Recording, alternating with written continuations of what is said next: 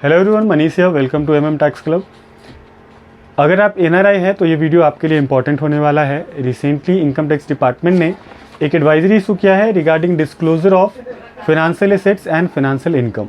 जितने भी एनआरआईज है, नॉन रेसिडेंट है, उनके लिए उनका foreign assets and foreign income disclose करना कंपलसरी होता है आईटीआर के अंदर। अगर आप अपना इनकम टैक्स रिटर्न फाइल करते हैं उसके अंदर ये जो एडवाइजरी है ई कंपेन के थ्रू डिपार्टमेंट ने इशू किया है to encourage the NRIs to file their income tax return, because जो फिनेंशियल ईयर 23-24 का बिलेटेड आईटीआर फाइल करने का डेट था वो था 31 दिसंबर 2024, जिसको सीबीडीटी ने एक्सटेंड किया है 15 डेज से टिल 15 जनवरी 2025।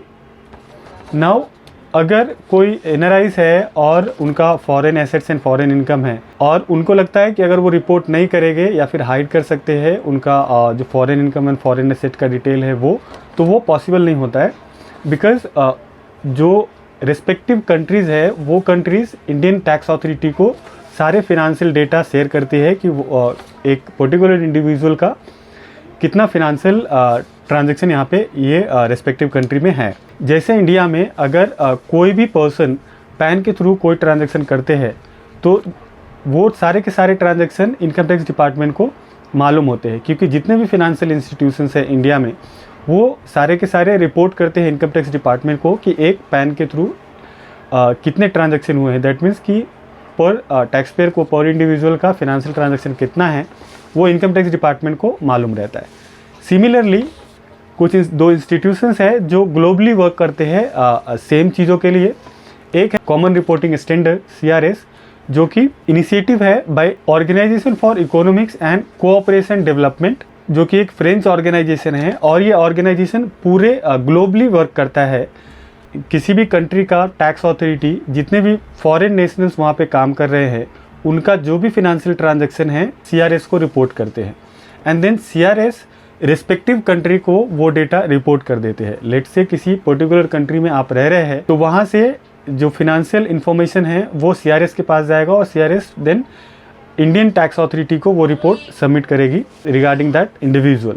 दूसरा जो इंस्टीट्यूशंस है जो वर्क करता है वो है FATCA, foreign account tax compliance act, but ये ग्लोबली काम नहीं करता है, ये US के लिए ही वर्क करता है। FATCA ये इनिशिएटिव है US गवर्नमेंट का और इसके थ्रू जो US के टैक्स पेयर है उनके फिनेंशियल ट्रांजैक्शन शेयर किए जाते हैं IRS को। टैक्स अथॉरिटी है US के अंदर जो काम करती है। बाकी CRS है उसमें ग्लोबली डेटा रिपोर्ट होता है अगर आप दूसरे कंट्रीज़ में रह रहे हैं तो इसकी वजह से जो भी आपका फिनेंशियल एसेट्स या फिर डेटा है, जो भी आपके फॉरेन एसेट्स एंड इनकम है, वो इंडियन टैक्स अथॉरिटी को, इनकम टैक्स डिपार्टमेंट को उसके इन्फॉर्मेशन ऑलरेडी मालूम होते हैं।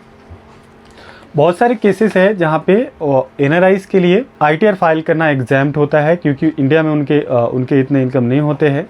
बट अगर उनका इनकम इंडिया के अंदर बेसिक एग्जम्पशन लिमिट से ज़्यादा है तो उनको आईटीआर फाइल करना मैंडेटरी होता है। साथ ही साथ अगर कुछ स्पेसिफिक केसेस होते हैं जहाँ पे उनका इवन इनकम कोई भी नहीं है बट उनको फाइल करना होता है depending on the high expenditures, high value transaction के ऊपर भी उनको आईटीआर फाइल करना बहुत सारे केसेस में मैंडेटरी होता है। एंड इवन अगर एनआरआई है और अगर उनको आईटीआर फाइल करना मैंडेटरी नहीं है, वो केस में भी अगर अपना इनकम टैक्स रिटर्न वो फाइल करते हैं तो बहुत सारे केसेस में वो बेनिफिशियली होता है, क्योंकि उनके लोन्स या वीज़ा प्रोसेसिंग के लिए भी वो आईटीआर फॉर्म काम में आते हैं। इनकम टैक्स रिटर्न के अंदर सेपरेट शेड्यूल्स दिए गए हैं नॉन रेसिडेंट के लिए। शेड्यूल FA है जहाँ पे आप फॉरेन एसेट्स डिस्क्लोज कर सकते हैं। शेड्यूल FSI है जहाँ पे फॉरेन सोर्स इनकम आप डिस्क्लोज कर सकते हैं एंड शेड्यूल TR है जहाँ पे आप टैक्स रिलीफ भी क्लेम कर सकते हैं। एवरी कंट्री का एक दूसरे कंट्री के साथ एक टैक्स ट्रीटी होता है जिसके थ्रू डबल टैक्सेशन ना हो, इसके लिए उनको टैक्स का रिलीफ मिलता है। जो भी टैक्स आपने वो पर्टिकुलर कंट्री के अंदर पे किया है वो टैक्स का आपको यहाँ पे एग्जेम्पशन मिल जाएगा। यहाँ पे आपको वापस से वो इनकम के ऊपर आपको टैक्स नहीं भरना पड़ता है। तो अगर आपको टैक्स रिलीफ यहाँ पे क्लेम कर रहे हैं तो वो भी आप सेपरेट शेड्यूल के अंदर, शेड्यूल TR के अंदर आईटीआर फॉर्म में आप वो टैक्स रिलीफ क्लेम कर सकते हैं। हालांकि टैक्स रिलीफ क्लेम करने के लिए सेपरेटली आपको एक फॉर्म फाइल करना होता है डिपार्टमेंट के साथ। तो ये सारे सेपरेट ऑप्शंस होते हैं financial assets, financial income and tax relief claim करने के लिए आप जो इनकम टैक्स रिटर्न फाइल करेंगे उसके अंदर।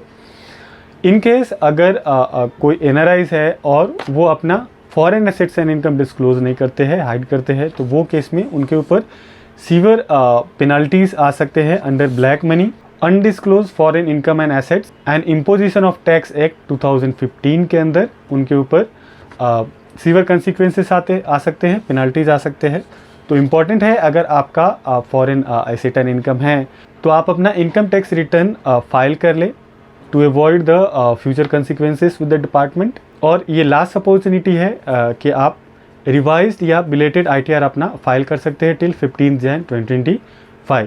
इवन आपने ऑलरेडी ITR फाइल किया है बट कुछ अनडिस्क्लोज इनकम या एसेट्स है वो आप डिस्क्लोज करना चाहते हैं, देन आप रिवाइज ITR भी फाइल कर सकते हैं टिल 15 जन 2024। आई होप वीडियो हेल्पफुल रहेगा, so please share this video and subscribe my channel. Thanks for watching.